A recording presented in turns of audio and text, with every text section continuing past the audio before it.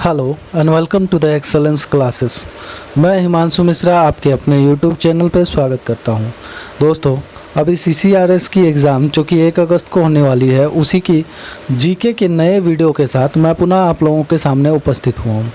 आज मैं आप लोगों के लिए जीके का एक क्विक रिवीजन जो सीरीज़ है वो स्टार्ट कर रहा हूँ, जो कि आपके 1 अगस्त तक चलेगा, यानी आपके एग्ज़ाम तक चलेगा। और इस वीडियो में आपको 50 क्वेश्चंस को मिलेंगे। उन क्वेश्चनों को आप मेरे आंसर बताने से पहले वीडियो को पॉज करके खुद से करेंगे, और खुद से करने के बाद कमेंट के माध्यम से हमें बताएंगे कि आपने कितने करेक्ट आंसर सॉल्व किए हैं। ठीक है दोस्तों, और आप हमारे टेलीग्राम चैनल को भी ज़रूर से ज़रूर ज्वाइन कर लें, जिसका लिंक आपको डिस्क्रिप्शन बॉक्स में मिल जाएगा, ताकि आप वहां से आने वाले सारे वीडियोस के PDF भी प्राप्त कर लें। और साथ ही साथ वहां पर एक टॉपिक वाइज क्विज़ होती है, जिसे आप ज़रूर से ज़रूर अटेंड करें। ठीक है दोस्तों, और जैसा कि मैं हमेशा बोलता हूं, आप पहले खुद से प्रयास करें, फिर आंसर को देखें, और उसके बाद हमें कमेंट के माध्यम से बताएं कि आपने कितने सही जवाब दिए हैं। तो चलिए चलते हैं पहले प्रश्न की तरफ, जो कि पहला प्रश्न है, वर्ष 1917 किसके लिए जाना जाता है? जिसके ऑप्शन है ट्रेफाल्गर का युद्ध, वाटरलू का युद्ध, प्रथम विश्व युद्ध की समाप्ति और रूसी क्रांति। तो इसका आंसर क्या होगा? तो वो होगा रूसी क्रांति। और वैसे भी आप लोगों को कई बार यह प्रश्न पूछा गया है कि रूसी क्रांति कब हुई थी। वो हुआ था 1917 में, यानी 1917 में। इसके बाद का जो अगला प्रश्न है वो क्या है? तो वो है यूनिसेफ का मुख्यालय निम्नलिखित नगर में स्थित है। जिसके ऑप्शन है जेनेवा, वियना, वाशिंगटन, न्यूयॉर्क। तो उसका आंसर क्या होगा? वो होगा न्यूयॉर्क। यानी यूनिसेफ का हेडक्वार्टर कहाँ है? तो वो है न्यूयॉर्क में। इसके बाद का हमारा जो अगला प्रश्न है वो क्या है? तो वो है अर्थशास्त्र का जनक यानी कि प्रवर्तक किसे कहा जाता है? जिसके ऑप्शन है Max Muller, Adam Smith, Alfred Marshall, Karl Marx. तो इसका आंसर क्या होगा? वो होगा एडम स्मिथ। यानी अर्थशास्त्र का जनक एडम स्मिथ को कहा जाता है। इसके बाद हमारा अगला प्रश्न क्या है? वो है विश्व की सबसे लंबी नदी कौन सी है? जिसके ऑप्शन है गंगा, नील, अमेजन, ब्रह्मपुत्रा। तो इसका आंसर क्या होगा? वो हो जाएगा नील नदी। नील नदी जो है वह विश्व की सबसे लंबी नदी है। इसके बाद का हमारा अगला प्रश्न क्या है? तो वो है कोशिकाओं में तुरंत ऊर्जा उत्पादन के लिए हमको क्या लेना चाहिए? जिसके ऑप्शन है glucose, protein, vitamin C, sucrose, जिसको हम लोग इच्छू शर्करा भी कहते हैं। तो इसका आंसर क्या होगा? वो होगा ग्लूकोज। और यह प्रश्न दूसरे तरीके से भी पूछा जाता है, और इस तरह से पूछा जाता है कि जो तत्काल एनर्जी के लिए एक स्पोर्ट्स पर्सन को क्या दिया जाता है? तो वो दिया जाता है ग्लूकोज। इसके बाद का हमारा अगला प्रश्न क्या है? सिस्टमा नेचुरे पुस्तक किसने लिखी? जिसके ऑप्शन है वुफॉन, डार्विन, लिनियस, लेमार्क। तो इसका आंसर क्या होगा? वो होगा, माफ़ कीजिएगा, वो होगा लिनियस। जो लिनियस थे उन्होंने सिस्टमा नेचुरे नामक पुस्तक लिखा था। इसके बाद का हमारा अगला प्रश्न क्या है? तो वो है सोनोग्राफी में प्रयुक्त तरंगे किस तरह की होती है? सूक्ष्म तरंगे होती है, अवरक्त तरंगे होती है, ध्वनि तरंगे होती है, पराश्रव्य तरंगे होती है। तो इसका आंसर क्या होगा? वो होगा पराश्रव्य तरंगे। इसके बाद का जो हमारा अगला प्रश्न है वो क्या है? तो वो है कांग्रेस छोड़ने के बाद सुभाष चंद्र बोस ने फॉरवर्ड ब्लॉक का गठन कब किया था?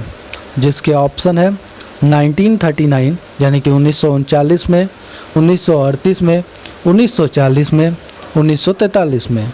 तो उसका आंसर क्या होगा? वो हो जाएगा 1939 में, यानी 1939 में। इसके बाद का जो हमारा अगला प्रश्न है वो क्या है, किसके गणतंत्र में बुद्ध ने महापरिनिर्वाण प्राप्त किया? जिसके ऑप्शन है मल्ल के, लिच्छवियों के, शाक्यों के और पालों के। तो इसका आंसर क्या होगा, वो हो जाएगा मल्ल के। यानी कि क्वेश्चन जो है वो पूछ रहा है कि किस वंश के राजतंत्र में, यानी किस वंश के एरिया में भगवान बुद्ध को मृत्यु हुआ था। महापरिनिर्वाण जो घटना है वो किससे रिलेटेड है, तो भगवान बुद्ध के मृत्यु से रिलेटेड है। ठीक है, तो वो कौन सा हो जाएगा, मल्ल हो जाएगा। इसके बाद का जो हमारा अगला प्रश्न है वो क्या है, प्रथम राजीव गांधी राष्ट्रीय सद्भावना पुरस्कार किसको प्राप्त हुआ था? जिसके ऑप्शन है GRD टाटा, मदर टेरेसा। यहाँ पे एक टाइपिंग मिस्टेक हो गया है, 2 ही ऑप्शन प्रोवाइड किया गया है, लेकिन खैर वो तो अच्छी बात है कि जो आंसर है वो आपको दे दी गई है। तो इसका आंसर क्या होगा, वो हो जाएगा मदर टेरेसा को। ये जो मदर टेरेसा थे इन्हें प्रथम राजीव गांधी राष्ट्रीय सद्भावना पुरस्कार प्रदान किया गया था। इसके बाद का जो हमारा अगला प्रश्न है वो क्या है, तो अंतर्राष्ट्रीय साक्षरता दिवस प्रतिवर्ष निम्नलिखित में से किस दिन मनाया जाता है? जिसके ऑप्शन है 8 सितंबर, 18 मार्च, 28 मार्च और 18 सितंबर। तो इसका आंसर क्या होगा, वो हो जाएगा 8 सितंबर को, यानी 8 जो सितंबर है उस दिन प्रत्येक वर्ष साक्षरता दिवस मनाया जाता है। इसके बाद हमारा अगला प्रश्न क्या है, पिट्स इंडिया एक्ट के अंतर्गत निम्नलिखित में से किसे स्थापित किया गया था? नियंत्रण बोर्ड को, राजस्व बोर्ड को, अस्थाई परिषद को, निदेशकों की अदालत को। तो इसका आंसर क्या होगा, वो होगा नियंत्रण बोर्ड को। ठीक है, यानी ऑप्शन नंबर ए। इसके बाद का हमारा अगला प्रश्न क्या है, तो वो है किस दिन को अंतर्राष्ट्रीय अहिंसा दिवस के रूप में मनाया जाता है? जिसके ऑप्शन है 2 अक्टूबर, 24 अक्टूबर, 30 जनवरी, 1 मई। यहाँ पर जो ABCD उल्टा पुल्टा किया गया है आप उसको ध्यान मत दीजिएगा, आप बस ऑप्शन में दिया जो चीज़ दिया है उसे ध्यान दीजिएगा। तो ऑप्शन में क्या है, 2 अक्टूबर, 24 अक्टूबर, 30 जनवरी, 1 मई।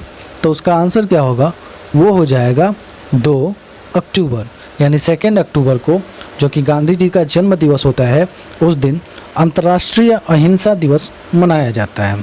इसके बाद का हमारा अगला प्रश्न क्या है, निम्नलिखित में से कौन सर्वोदय और भूदान आंदोलन के साथ संबंधित थे? जिसके ऑप्शन है राम मनोहर लोहिया, राजेंद्र प्रसाद, विनोबा भावे, भालू भाई देसाई।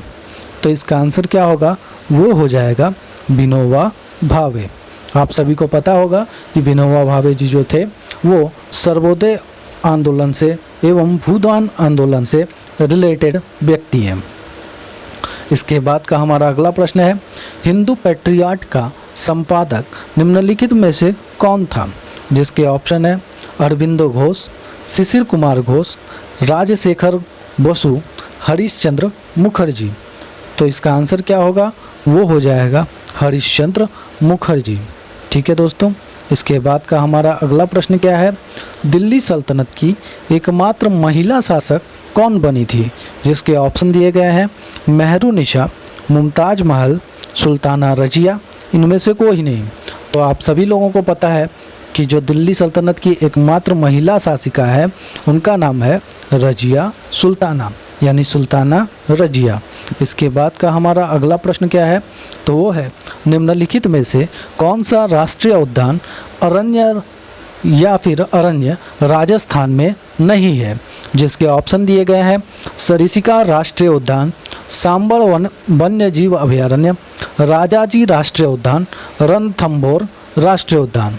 तो आप लोगों को पता होगा जो राजाजी राष्ट्रीय उद्यान है वो उत्तराखंड में स्थित है।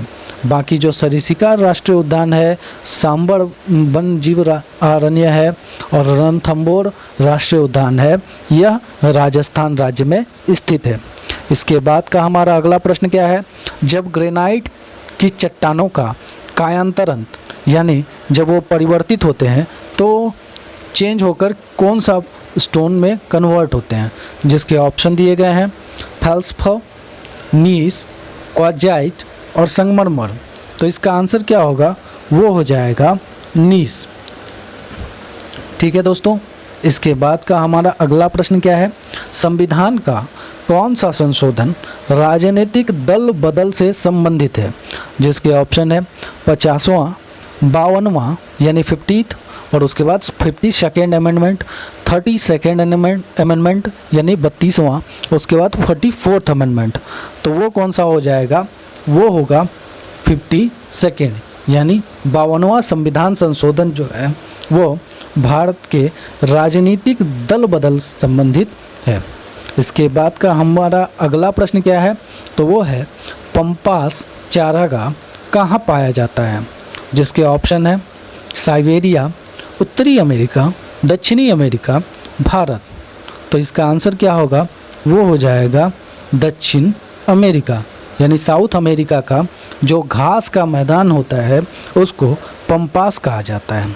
इसके बाद का हमारा अगला प्रश्न क्या है, वो है निम्नलिखित में से कौन पंचायती राज से संबंधित है, जिसके ऑप्शन है नानावती आयोग, बलवंत राय मेहता आयोग, लिब्राहम आयोग, शाह आयोग।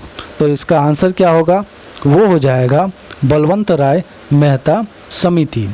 यह जो बलवंत राय मेहता समिति थी यह पंचायती राज में त्रिस्तरीय समिति को से रिलेटेड है। ठीक है, इसके बाद का हमारा अगला प्रश्न क्या है, तो वो है अम्लीय वर्षा में क्या होता है जिससे वनस्पतियां नष्ट हो जाती है, जिसके ऑप्शन है ओजोन, कार्बन मोनोऑक्साइड, सल्फ्यूरिक अम्ल और नाइट्रेट। तो इसका आंसर क्या होगा, वो होगा सल्फ्यूरिक अम्ल। आप लोगों को पता ही है कि जो अम्लीय वर्षा है वह SO2 प्लस NO2 इन दोनों के कारण होता है। ठीक है दोस्तों, इसके बाद हमारा अगला प्रश्न क्या है, तो वो है 0 डिग्री अक्षांश किस नाम से जाना जाता है, जिसके ऑप्शन है विषुवत रेखा, कर्क रेखा, मकर रेखा, इनमें से कोई नहीं। तो इसका आंसर क्या होगा, वो होगा विषुवत रेखा। यानी कि जो 0 डिग्री अक्षांश रेखा होता है, लैटिट्यूड होता है, उसको क्या कहा जाता है, तो वो होता है विषुवत रेखा यानी कि इक्वेटर। ठीक है दोस्तों, इसके बाद हमारा अगला प्रश्न क्या है, निम्नलिखित में भारत सरकार का प्रथम विधि अधिकारी कौन होता है, जिसके ऑप्शन है भारत के सॉलिसिटर जनरल, भारत के अटॉर्नी जनरल, भारत के मुख्य न्यायाधीश, भारत के नियंत्रक एवं महालेखा परीक्षक। तो इसका आंसर क्या होगा, वो हो जाएगा भारत के अटॉर्नी जनरल। ठीक है दोस्तों, इसके बाद का जो हमारा अगला प्रश्न है वो क्या है, उत्तरी अमेरिका के शीतोष्ण घास स्थल किस नाम से जाने जाते हैं, जिसके ऑप्शन है पंपास, कोयल पिच जिसको डाउन बोला जाता है, स्टेपी या फिर प्रेरीज। तो इसका आंसर क्या होगा, वो हो जाएगा प्रेरीज। यानी कि प्रेरीज जो घास का मैदान है वो कहाँ पर पाया जाता है, तो वो नॉर्थ अमेरिका में पाया जाता है। इसके बाद का हमारा अगला प्रश्न क्या है, तो वो है निम्नलिखित में से कौन ड्रेन ऑफ वेल्थ सिद्धांत से संबंधित है, जिसके ऑप्शन दिए गए हैं दादा भाई नौरोजी, सुभाष चंद्र बोस, मोहम्मद इकबाल, डॉक्टर राजेंद्र प्रसाद। तो इसका आंसर क्या होगा, वो हो जाएगा दादा भाई नौरोजी। यह प्रश्न कई बार इस तरह से भी पूछा जाता है कि ड्रेन ऑफ वेल्थ सिद्धांत किसने दिया, तो वो दिया था दादा भाई नौरोजी ने। इसके बाद का हमारा अगला प्रश्न क्या है, तो वो है नोबेल पुरस्कार प्रतिवर्ष कहाँ बांटे जाते हैं, जिसके ऑप्शन दिए गए हैं मनीला, स्टॉकहोम, जिनेवा, न्यूयॉर्क। तो इसका आंसर क्या होगा, वो हो जाएगा स्टॉकहोम। ठीक है दोस्तों, इसके बाद का हमारा अगला प्रश्न है जवाहरलाल नेहरू बंदरगाह कहाँ पर स्थित है, जिसके ऑप्शन दिए गए हैं पारादीप, कोचीन, मुंबई, कोलकाता। तो इसका आंसर क्या होगा, वो हो जाएगा मुंबई। और यह जो जवाहरलाल नेहरू बंदरगाह है इसी बंदरगाह का दूसरा नाम नहावा सोवा बंदरगाह है, जो कि भारत का सबसे बड़ा बंदरगाह है। इसके बाद का हमारा अगला प्रश्न क्या है, तो वो है सभी अम्लों के लिए समान तत्व है, जिसके ऑप्शन है ऑक्सीजन, क्लोरीन, सल्फर, हाइड्रोजन। तो इसका आंसर क्या होगा, वो हो जाएगा हाइड्रोजन। कहने का मतलब यह है कि कौन सा ऐसा तत्व है जो सभी अम्लों में पाया जाता है, सभी एसिड में रहता है, तो वो होता है हाइड्रोजन। उसके बाद का हमारा अगला प्रश्न क्या है, तो वह है अपने उपन्यास आनंद मठ में बंकिम चंद्र चटर्जी द्वारा बंगाल में किस विद्रोह का विशेष उल्लेख किया गया, जिसके ऑप्शन है चोर विद्रोह, सन्यासी विद्रोह, कोल विद्रोह, संथाल विद्रोह। तो इसका आंसर क्या होगा, वो हो जाएगा सन्यासी विद्रोह। इसके बाद का हमारा अगला प्रश्न क्या है, तो वह है दिल्ली सुल्तान का शासन कब आरंभ हुआ, जिसके ऑप्शन है 1106 यानी 1106 में, 1206 ईस्वी में, 1306 ईस्वी में, 1406 ईस्वी में। तो इसका आंसर क्या होगा, वो हो जाएगा 1206 ईस्वी में। और दिल्ली सुल्तनत मतलब कि गुलाम वंश। ठीक है दोस्तों, इसके बाद हमारा अगला प्रश्न क्या है, तो वो है लानो कहाँ के घास स्थल है, जिसके ऑप्शन है गुयाना उच्च भूमि के, ब्राज़ीली उच्च भूमि के, अर्जेंटीना उच्च भूमि के, या फिर चिली के। तो इसका आंसर क्या होगा, वो हो जाएगा चिली। यानी चिली का जो घास स्थल होता है उसको क्या कहा जाता है, वो कहा जाता है लानो। इसके बाद का हमारा अगला प्रश्न क्या है, तो वो है प्राचीन भारत में निम्नलिखित में से कलिंग की राजधानी कौन सी थी, जिसके ऑप्शन दिए गए हैं तक्षशिला, पाटलिपुत्र, उज्जैन, तोसली। तो इसका आंसर क्या होगा, वो होगा तोसली। तोसली जो थी कलिंग की राजधानी थी, जिस पर सम्राट अशोक ने विजय हासिल की थी। और सम्राट अशोक जो कलिंग विजय प्राप्त किए थे, उसके बाद उन्होंने बौद्ध धर्म का ग्रहण कर लिया था। इसके बाद का हमारा अगला प्रश्न क्या है, टाइफाइड बुखार किसके द्वारा होता है, जिसके ऑप्शन है जीवाणु, विषाणु, कवक, प्रोटोजोआ। तो इसका आंसर क्या होगा, वो हो जाएगा जीवाणु यानी बैक्टीरिया के द्वारा होता है। इसके बाद का हमारा अगला प्रश्न क्या है, निम्नलिखित में से कौन सा विश्व का सबसे बड़ा मरुस्थल है, जिसके ऑप्शन है अरेबियन, कालाहारी, थार, सहारा। तो आप लोगों को पता होगा जी, जो कि सहारा मरुस्थल है वह विश्व का सबसे बड़ा मरुस्थल के रूप में जाना जाता है। इसके बाद का जो हमारा अगला प्रश्न है वो क्या है, एक माइक्रोन किसके बराबर होता है, जिसके ऑप्शन दिए गए हैं 10⁻⁻9 मीटर, ये सारा पावर में है, -9 मीटर। दूसरा क्या है 10⁻⁻6 मीटर। तीसरा है 10⁻⁻12 मीटर। और चौथा है यानी ऑप्शन नंबर डी में क्या दिया गया है, तो वो है 10⁻15 मीटर। तो इसका आंसर क्या होगा, वो हो जाएगा 10⁻6 मीटर। इसके बाद का हमारा अगला प्रश्न क्या है, बीमीय सूत्र ml⁻⁻1 T⁻2 किसके तदनुरूप है, यानी किसकी बीमीय सूत्र डायमेंशनल फार्मूला जो है वह है ml⁻1 T²। तो इसका जिसका ऑप्शन दिया गया है प्रत्यास्था गुणांक, सायनता, बल का आघूर्ण और प्रणोद। तो इसका आंसर क्या होगा, वो हो जाएगा प्रत्यास्था गुणांक। इसके बाद का हमारा अगला प्रश्न क्या है, तो वह है चुनाव आयोग किस अनुच्छेद से के अंतर्गत स्थापित किया गया है, जिसके ऑप्शन है आर्टिकल 355 यानी कि अनुच्छेद 355, अनुच्छेद 256, अनुच्छेद 324 और अनुच्छेद 320। तो आप लोगों को पता होगा कि जो चुनाव आयोग है वह आर्टिकल 324 यानी अनुच्छेद 324 के अंतर्गत स्थापित किया गया है। इसके बाद का हमारा अगला प्रश्न क्या है, तो वह है जल का सार्वधानिक घनत्व किस पर होता है, जिसके ऑप्शन दिए गए हैं 100 degree centigrade, 0 degree centigrade, 4 degree centigrade, 273 degree centigrade. तो इसका आंसर क्या होगा, वो हो जाएगा 4 डिग्री सेंटीग्रेड। 4 डिग्री सेंटीग्रेड पर जल जो होता है उसका सार्वधानिक मतलब सबसे हाईएस्ट डेंसिटी होता है। इसके बाद का हमारा अगला प्रश्न क्या है, तो वह है मानवाधिकार दिवस कब मनाया जाता है, जिसके ऑप्शन है 10 जुलाई, 10 सितंबर, 10 दिसंबर, 10 मार्च। तो इसका आंसर क्या होगा, वो हो जाएगा 10 दिसंबर को।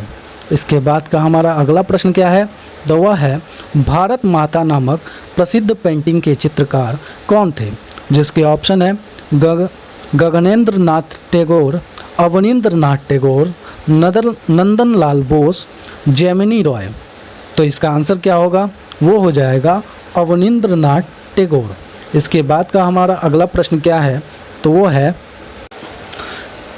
टेलीफोन का आविष्कार किसके द्वारा किया गया है, जिसके ऑप्शन है Alexander Graham Bell, J.L. Baird, Stevenson, Newton.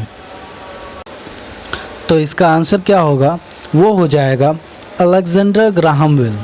इसके बाद का हमारा अगला प्रश्न क्या है, तो वो है एशियन गेम्स की मेजबानी करने वाला पहला देश कौन सा था, जिसके ऑप्शन है JL कोरिया, भारत, जापान, चीन।